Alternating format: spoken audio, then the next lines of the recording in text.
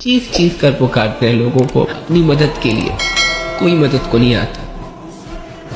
वहां अल्लाह आता है हमारी मदद के लिए, और 2-4 दिनों में हमारे बड़े बड़े मसले जो हमें डरा रहे होते हैं, जिसकी वजह से हम ये सोचते हैं कि हमारी जिंदगी बस खत्म होने के करीब है, और ऐसी सिचुएशन में हमारा रब हमारे हालात चेंज कर देता है, हमारी तकलीफें दूर कर देता है, हमारी आजमाइशों को ख़त्म कर देता है, और हमें ये रियलाइज करवाता है कि मेरे बंदे वहुव मअकुम ऐनमा कुंतुम वल्लाहु बिमा तअमलून बसीर,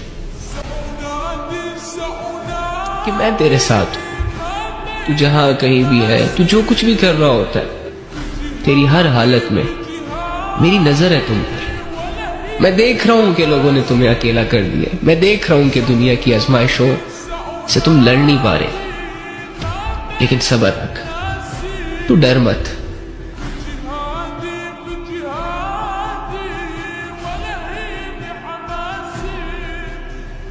तो हम कोशिश करें हर नमाज के बाद भी आयतल कुर्सी का आप एहतमाम करें, क्योंकि वो बहुत बड़ी अपनी वेपन है शैतान को अपने से दूर रखने के लिए।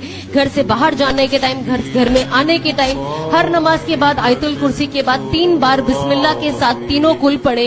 ये सबसे बड़ी हिफाजत है हमारी हर तरीके की जादू से, हर तरीके की नजर से, हसद से। लेकिन हम जब तक हम तावीज नहीं पहने, हमको लगता है कुछ नहीं हो रहा। तो हम कोशिश करें कि हम ये सारी जो अल्लाह ने हमें कुरान के जरिए जो मैसेज दिया है, उसे हम अपनी जिंदगी में लाए।